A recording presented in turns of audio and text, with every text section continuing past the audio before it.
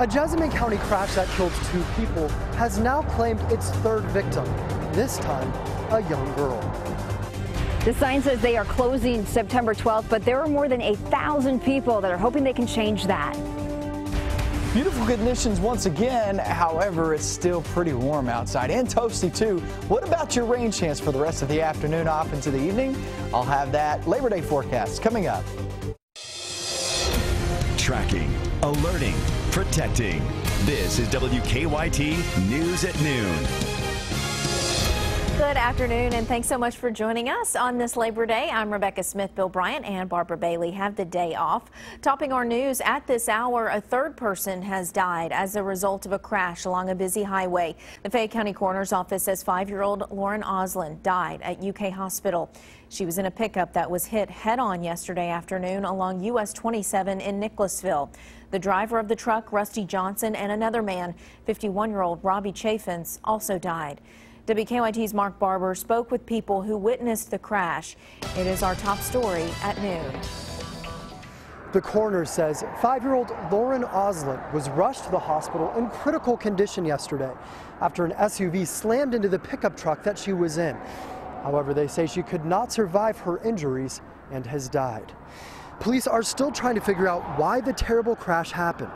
Robbie Chaffins, a 51-year-old man from Clay City, was driving a Ford Explorer yesterday afternoon when police say he crossed the center line on Nicholasville Road and crashed into the pickup truck. Chaffins and the driver of that truck, 28-year-old Rusty Johnson, were both killed, according to the coroner. Investigators say the Lexington man was with his fiancée and her 2 children. They were all seriously hurt. Officers say one of them, a 5-year-old, died today. Jacqueline Mullins works at the Dish Barn on Nicholasville Road, which is where the fatal crash happened yesterday afternoon. She saw the mangled wreck, and now she has a message for the thousands of people who are driving through Kentucky this Labor Day. Wear your seatbelts to the speed limit, strap your babies in. You know, you just got to think of everybody else. Everybody lost a loved one yesterday. We just got to say our prayers and keep them in our thoughts. State police say they are out in force today, trying to keep another wreck like this one from happening. They say they will be setting up checkpoints looking for impaired drivers. In Nicholasville, Mark Barber, WKYT. And troopers say last Labor Day, 6 people died in alcohol-related crashes. The Jessamine County coroner tells us autopsy results will be back in 2 to 3 weeks, and they could reveal what caused the fatal crash.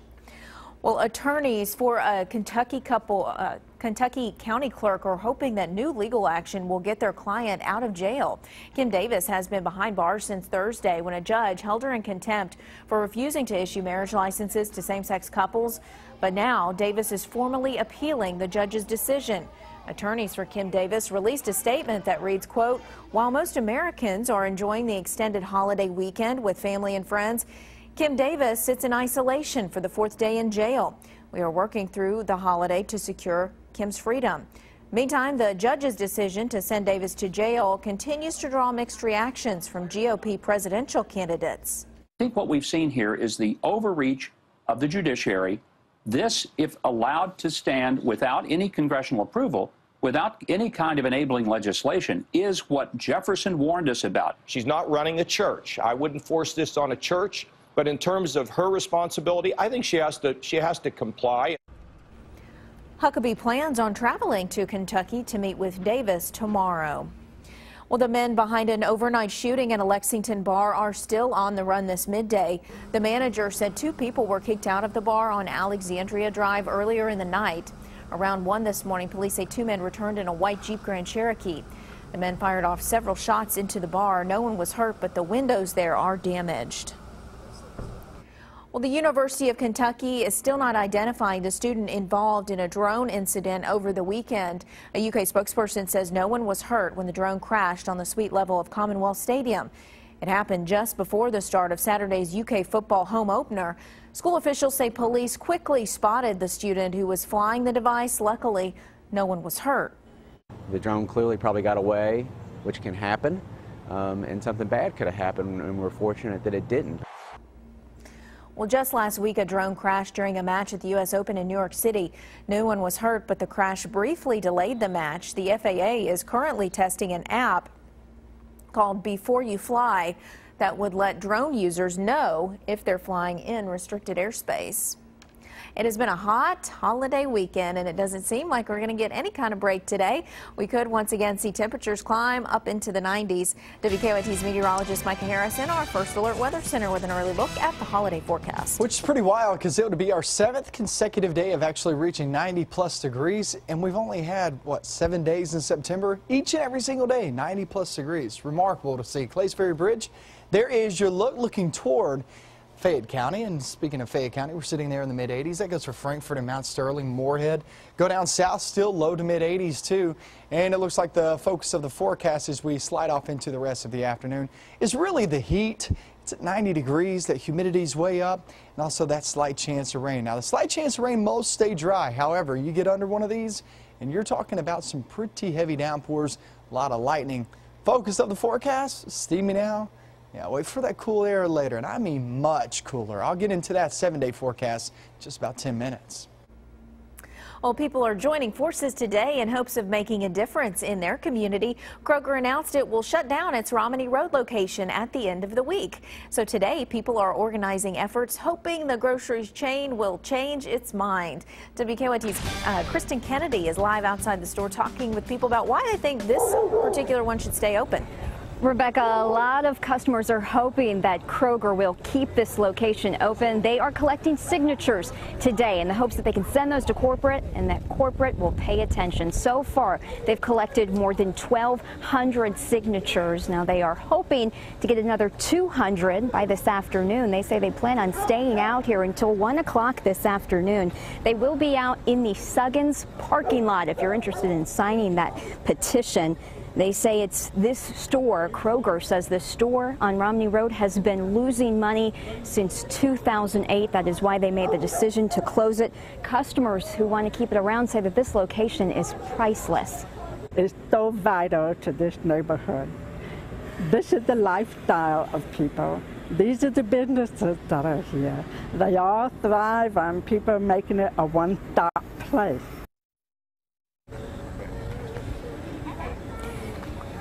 There are individuals who are very worried about the dozens of employees that work at the Kroger here on Romney Road. Now, Kroger did release a statement saying that they are working on reassigning those employees to other Kroger locations in the area.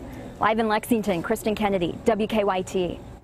All right, thanks so much, Kristen. And the plan for Kroger is to close that Romney Road location on Saturday. Well, Suboxone is a treatment drug to help people with an opiate addiction. This summer, our investigation team found concerns from law enforcement that Suboxone is being abused. Some clinics, police say, are becoming more like pill mills. But after our story aired, treatment doctors wanted to talk about the benefits of the drug and say it's saved a lot of lives. I'm confused about all of the negative press with Suboxone, and many other of my colleagues are confused as well. It just seems like we're targeting this disease, we're targeting this medication. Well, tonight at 6, officials at a Lexington clinic explain why the treatment drug is targeted and why it shouldn't be. Lexington was one of 85 cities nationwide putting the spotlight on improving childbirth in the U.S. This morning, local families came out to Cheapside Park for the 4th annual Rally to Improve Birth. It's part of a national movement calling for better treatment of women during childbirth, including giving mothers more information and decision-making in their care. We spend a lot of money here in the United States on maternity care, and yet our care is not compared to other countries. And we want women to know that there are other options. They have power in their birth, and it should be a wonderful, positive experience for them. Well, here's something scary. The U.S. is the only developed country with a rising maternal mortality rate. The rally at Cheapside runs until 1 o'clock this afternoon.